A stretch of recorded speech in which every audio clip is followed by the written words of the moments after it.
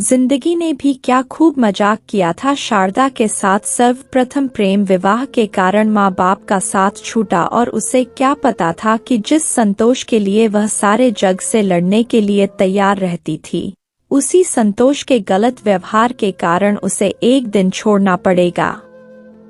उस दिन को आज भी शारदा याद करती है जब उसे मालूम हुआ था कि संतोष गलत संगति में है। उसने बहुत समझाने की कोशिश की, लेकिन धनी बनने की चाहत संतोष को अंधा ही नहीं बल्कि मानसिक लाचार भी कर चुका था। लेकिन शारदा ने स्पष्ट कह दिया था वह गरीबी में जीवन व्यतीत कर सकती है, लेकिन इन पैसों के साथ गुजारा करना नामुमकिन है। उसी दिन से दोनों का रास्ता अलग हो गया। अब शारदा और उसके जीने का सहारा उसकी सब्जियों से भरी टोकरी। वह मेहनत करके बहुत खुश थी। रोज बड़ी सब्जी मंडी से सब्जी लेना और घर घर बेचते हुए फिर छोटी मंडी के व्यापारियों से थोक में सब्जी खरीद कर दिन भर वही सब्जी बेचना। यह दिनचर्या के बीच वह कभी कभी अकेलेपन के कारण उदास हो जाती थी।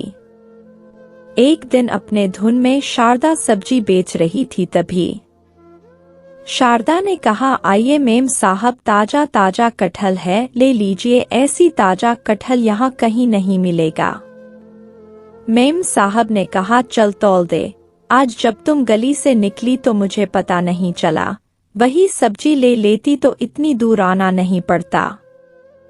शारदा बोलती है, ठीक किया ना मेम साहब। अभी शारदा की बात पूरी भी नहीं हुई थी कि मेम साहब ने बोला, अरे यह बच्चा तेरा है, कितना प्यारा है, कभी नहीं बताया। शारदा घबराते हुए कहती है, कौन कौन? नहीं नहीं।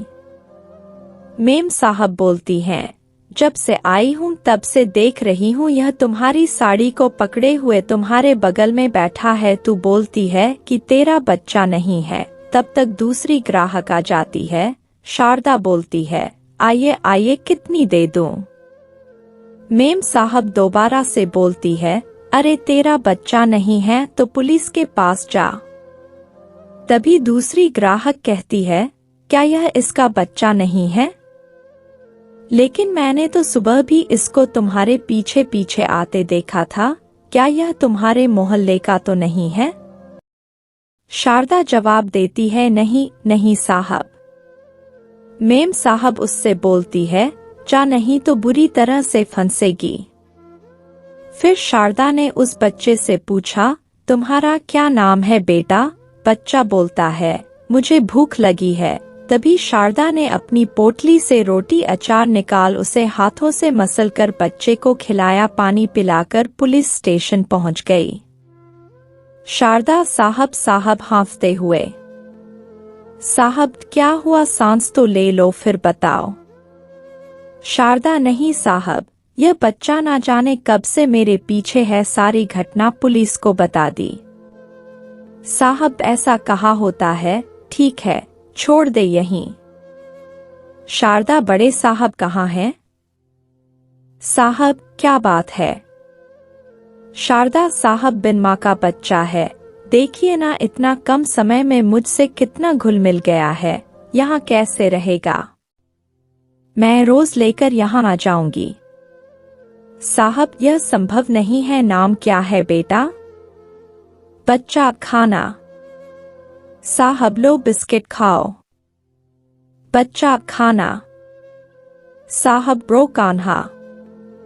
शारदा की बहुत विनती पर साहब मान गए, लेकिन हिदायत दी कि रोज यहाँ बच्चे को लेकर आ जाना।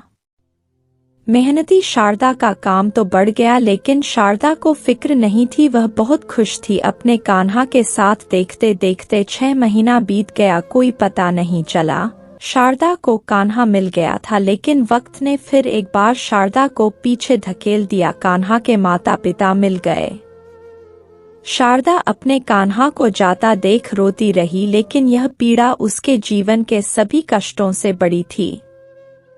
अब कभी कान्हा के कपड़ों को अपने कलेजे से लगाकर तो कभी फोन पर बातें कर जी बहलाती है। आज फिर एक बार शारदा और कान्हा अलग हो गए।